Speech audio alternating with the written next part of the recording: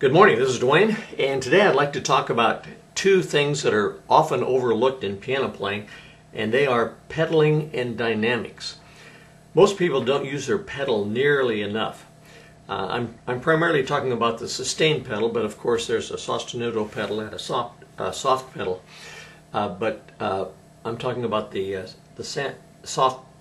sustain pedal, which sustains your notes. In other words, if you don't use a sustain pedal, your playing sounds like that. Okay, now most people don't do it that bad, but if you use your sustain pedal, it would sound like this. That's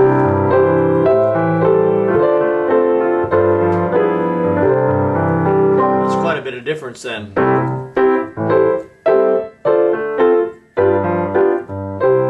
Now there's a place though for legato playing, which means smooth, and staccato playing, which means choppy or chopped off, right? So,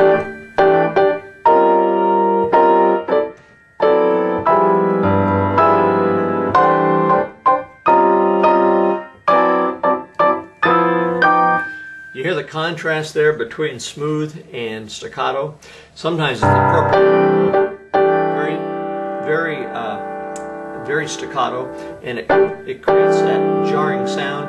But then the next thing, it should be followed with a sostenuto, a sustain thing.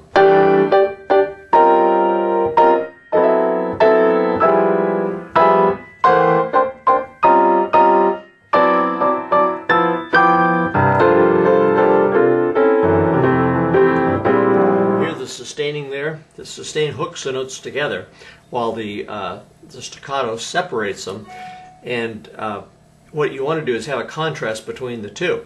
It's like if you hear a speaker and he uses the same level of voice all the time.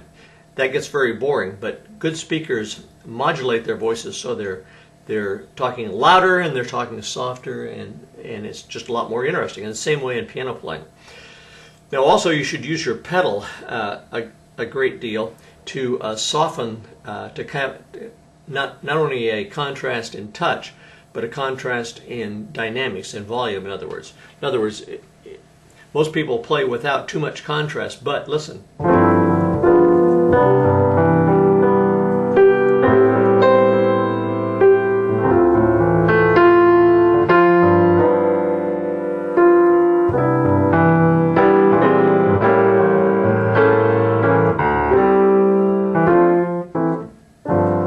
See a lot of contrast between loud and soft.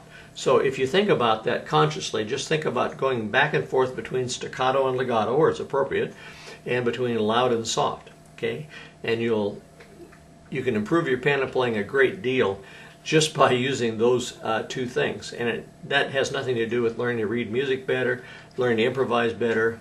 Doesn't have anything to do with any of that. So these are very easily accomplished if you'll just think about them and then concentrate on getting a lot of contrast between staccato and legato, and between louds and softs, and all the variables in between, of course.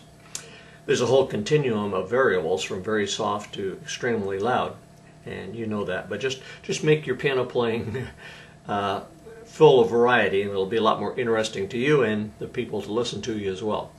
Okay, thanks for that, and we'll see you tomorrow with another idea in piano playing. Bye-bye for now.